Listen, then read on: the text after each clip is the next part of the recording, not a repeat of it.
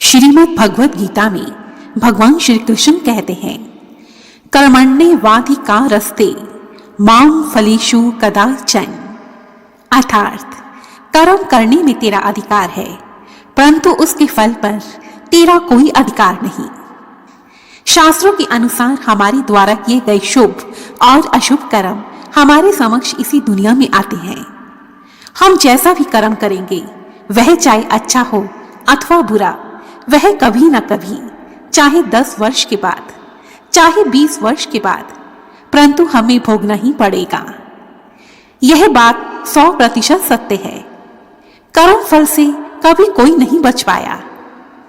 जिन कर्मों का फल वर्तमान समय में फलित नहीं होता, उसे भोगने के लिए आत्मा नया शरीर धारण करती है और उस नए जन्म में उन कर्मों का फल भोगती है, और यही कहलाता है कर्म सिद्धांत। इसी कर्म सिद्धांत को समझने के लिए आइए सुनते हैं एक राजा की कहानी।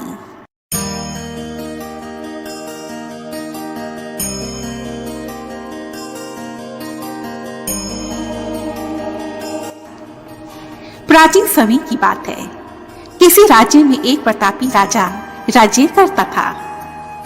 एक दिन राजा अपनी जन्म पत्री पढ़ रहा था।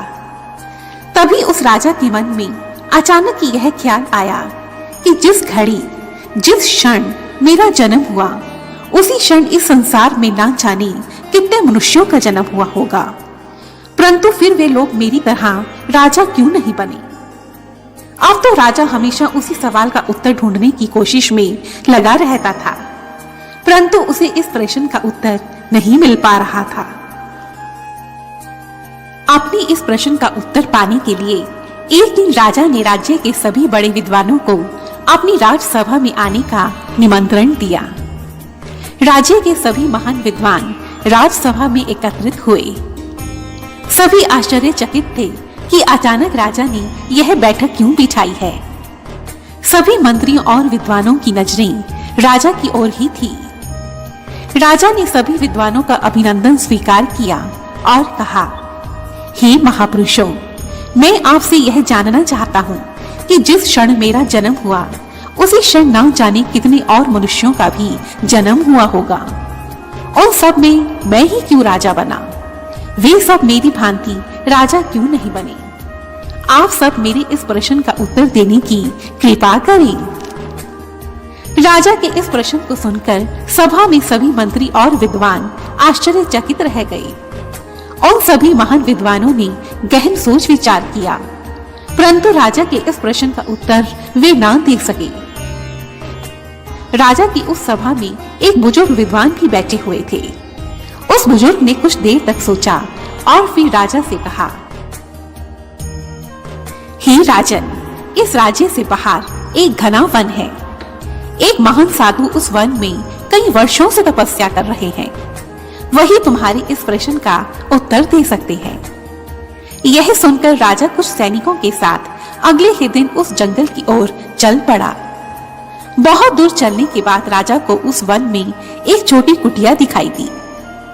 उस कुटिया को देखकर राजा अति प्रसन्न हो गया। जब राजा उस कुटिया के पास पहुंचा तो देखा कि वह साधु आग के अंगारे खा रहा है।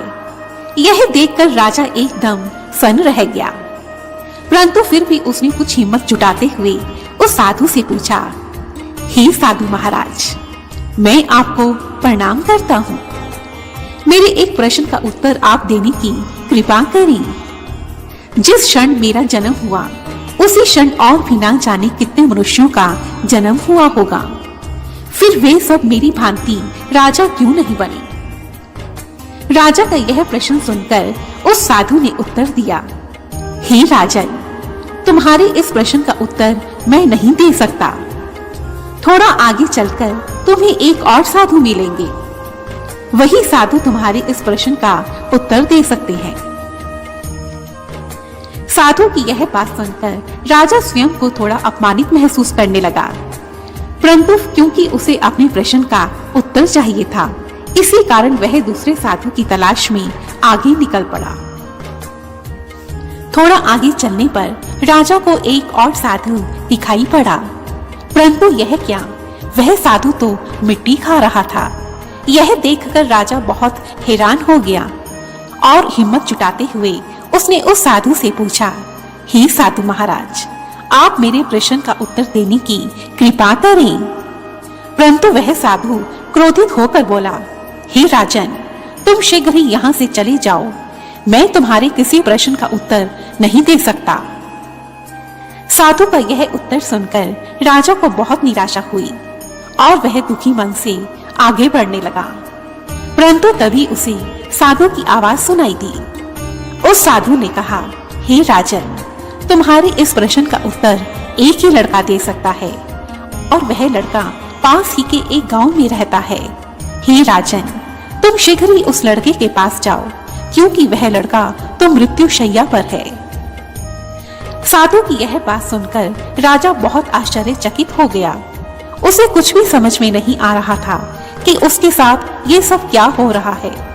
परंतु क्योंकि उसे अपने प्रश्न का उत्तर चाहिए था, इसी कारण उस लड़की की तलाश में वह आगे बढ़ने लगा। ढूंढते ढूंढते राजा एक गांव में जा पहुंचा।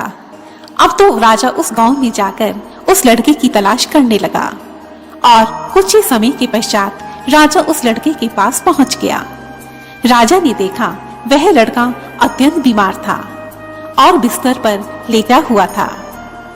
उस लड़के को देखते ही राजा ने फिर से अपना प्रश्न पूछा और अब उस लड़के ने उत्तर दिया, हे राजन, पिछले जन्म में हम सब 4 भाई थे। एक समय हम चारों भाई जंगल में रास्ता भटक गए। भटकते भटकते बहुत दिन हो गए। हमारे पास भोजन सामग्री भी समाप्त हो गई थी। हमारे पास केवल थोड़ा आटा ही शेष बचा था। एक दिन हमने उस आटे की रोटियां बनाई और भोजन करने लगे। परंतु जैसे ही हम भोजन करने के लिए बैठे, तभी वहां एक बाबा आ गए। वह बाबा बहुत भूखे थे।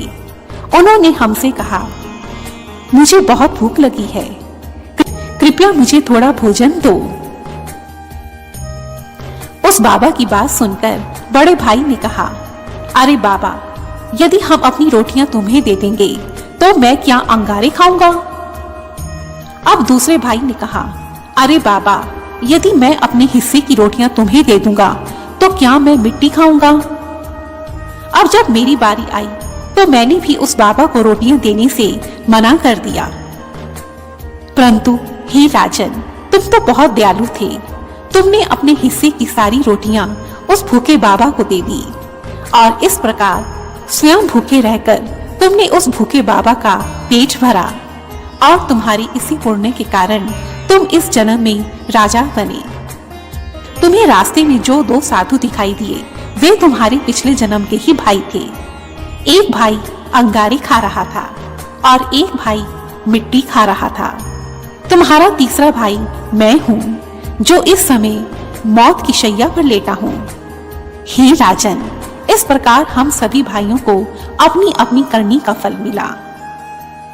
उस लड़के की यह बात सुनकर राजा को अपने प्रश्न का उत्तर भली भांति समझ में आ गया था।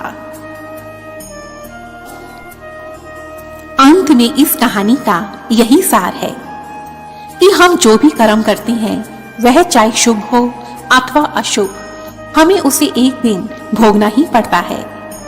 हम आज जो भी कुछ हैं, अमीर हैं, गरीब हैं, अपाहिज हैं अथवा कोई भी सेलिब्रिटी है, वे केवल और केवल अपने ही कर्मों के कारण हैं। इसमें किसी और का कोई दोष नहीं। और हम भविष्य में जो भी कुछ बनेंगे, वे भी केवल अपने कर्मों के कारण ही बनेंगे। और